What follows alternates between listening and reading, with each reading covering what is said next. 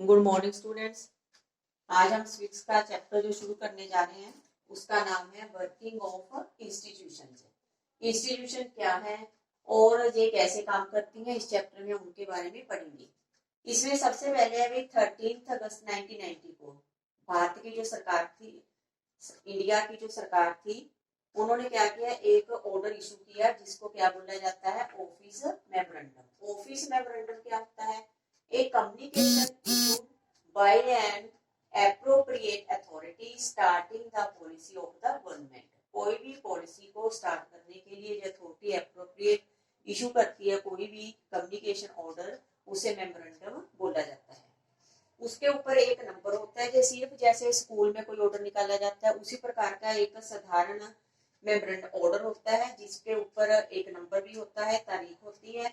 जो joint secretary है, officer in department of personnel and training in the ministry of personnel public grievances and pensioners, कुछ इनके ऊपर sign होते हैं।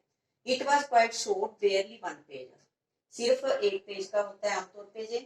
एक ऑर्डिनरी सर्कुलर लगता है, जैसे आपके स्कूल में भी अगर कोई नोटिस अब निकाला जाता है उसी प्रकार का वो मेमोरेंडम है वो होता है। आपकी बुक में है वो भी 1 पेज इस तरह का होता है, इसे मेमोरेंडम बोला जाता है।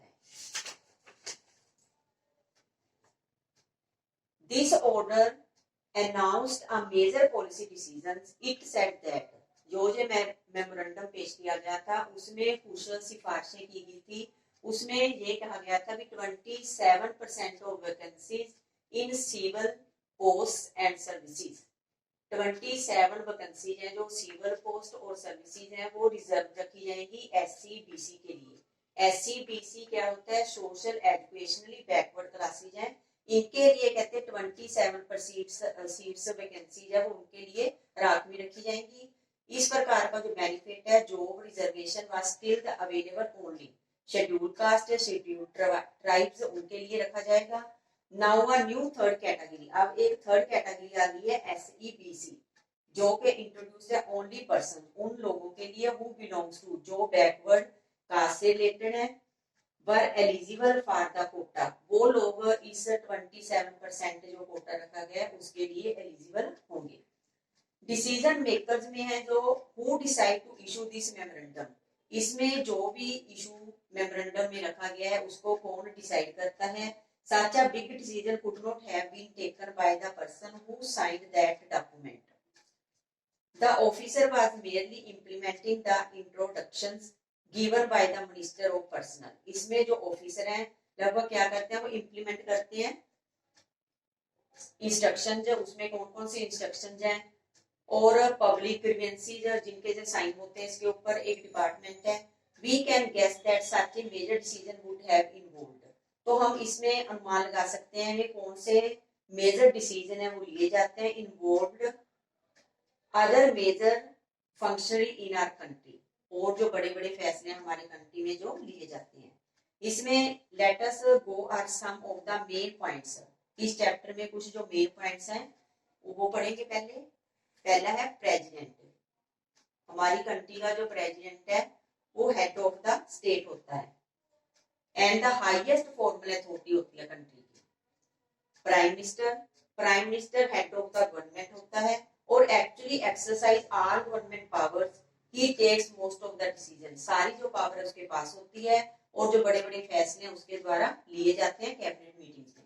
नेक्स्ट है पार्लियामेंट होती है, उसके 2 हाउस होते हैं, लोकसभा और राज्यसभा। लोकसभा और राज्यसभा है जो उसका जो टेन्योर है, लोकसभा का कार्यकाल होता है 5 ईयर और राज्यसभा का कार्यकाल होता है 6 year. The prime minister must have the support and majority of the Lok Sabha members.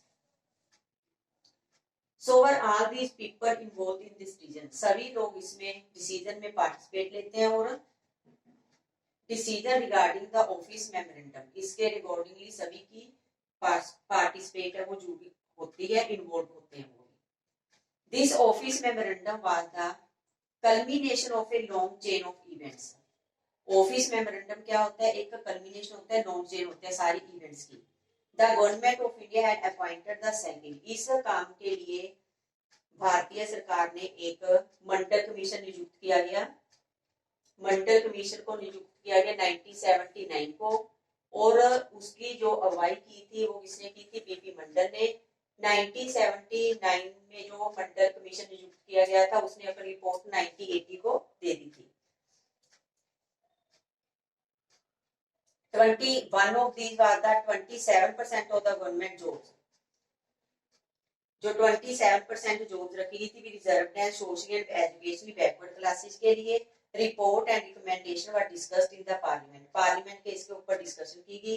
For several years many parliamentaries and parties kept demanding the implementation of the commission recommendation. जो कमीशन नियुक्त किया गया था उसकी रिकमेंडेशन को पब्लिश करने के लिए, काफी इम्प्लीमेंटेशन करने के लिए काफी डिमांड की गई। लेकिन उस समय ही 1980 में इसने अपनी रिपोर्ट दे दी थी और उसके बाद 1989 में लोकसभा चुनाव आ गए, लोकसभा इलेक्शन हुए। Then came the Lok Sabha election 1989। In this election, तो इस इलेक्शन में जो मैनिफेस्टो था वो क्या रखा गया? यही SC-BC वाला जो 27% वोट है मैनिफेस्टो, इसको बनाया गया। Lok Sabha election 1989, it would implemented the Mandal Commission report. The Janata Dal did from the government. After the election, its leader VP Singh became the prime minister. जब इलेक्शन हुए, इलेक्शन के दौरान जो बीपी मंडल था उन्होंने लोगों के साथ वादा किया कि जब अगर हमारी पार्टी की सरकार बनती है तो हम इस जो मंडल कमीशन की रिपोर्ट है उसको लागू करेंगे। तो बीपी सिंह इसके लीडर थे, इसलिए वो प्राइम मिनिस्टर बने। Several developments took place after that. The President of India, in his address to the Parliament, announced the intention of the government to implement the recommendation of the Mandal Commission. President थे जो भारत के, उन्होंने भी address दिया parliament में, announce किया intention of the government, भी जो सरकार है वो इंप्लीमेंट करे रिकमेंडेशन को जो मंडल कमीशन ने दी थी। 6 अगस्त 1990 को यूनियन कैबिनेट था वो formal decision implement the recommendation, उन्होंने फॉर्मल डिसीजन लिया कि इसको हम क्या करेंगे, रिकमेंडेशन को इंप्लीमेंट करेंगे। Next day prime minister BP Singh inform the parliament about the decision through a statement in both the houses of the parliament. Next day prime minister थे जो बीपी सिंह, उन्होंने इन्फॉर्म किया पार्लियामेंट को इस डिसीजन के बारे में एक स्टेटमेंट के थ्रू, दोनों हाउसेज में, पार्लियामेंट के दोनों हाउसेज में एक स्टेटमेंट के थ्रू उनको इन्फॉर्म किया। The decision of the cabinet was sent to the department of personnel. उसके बाद जो ये डिसीजन था कैबिनेट का वो भेजा गया department of personnel and training. The senior officer of department drafted an order. उस समय जो सीनियर ऑफिसर थे डिपार्टमेंट के, उन्होंने एक ऑर्डर ड्राफ्ट तैयार किया with the cabinet decision and took the minister approval. और उसके बाद अप्रूवल चाहिए थी अब मिनिस्टर की। An officer signed the order in behalf of the union government. जो ऑफिसर थे उन्होंने बिहाफ यूनियन गवर्नमेंट के बिहाफ पे साइन किए। दिस वाज, जो ये नंबर था उसको अब बोर्न ऑन अगस्त, जो के अगस्त 30 1990 को तैयार किया गया था। For the next few months this was the most hotly debated. इसके बाद कुछ महीनों तक इसके ऊपर काफी गर्मागर्म बहस हुई। न्यूज़पेपर में, मैगजीन में, सभी के ऊपर अलग अलग व्यूज दिए गए, ओपिनियन दिए गए इस इशू के ऊपर। It led to wide spread protest, और इसके ऊपर काफी बड़े पद्धर पे प्रोटेस्ट शुरू हो गया। सम ऑफ व्हिच वर वायलेंट, इसमें से कुछ जगह पर वायलेंट कार्रवाइयां भी हुई। पीपल रिएक्टेड स्ट्रांगली, लोग इसके प्रति काफी स्ट्रांगली रिएक्ट कर रहे थे। Because this decision affected thousand of jobs opportunities, क्योंकि इसके साथ जो फैसला ये करना था काफी लोगों की जो जॉब अपॉर्चुनिटी थी वो अफेक्ट हो रही थी। कुछ महसूस कर रहे थे भी लोग भी जो रिजर्वेशन है वो होनी चाहिए, और कुछ लोग ऐसा सोच रहे थे कि जो रिजर्वेशन है वो नहीं होनी चाहिए।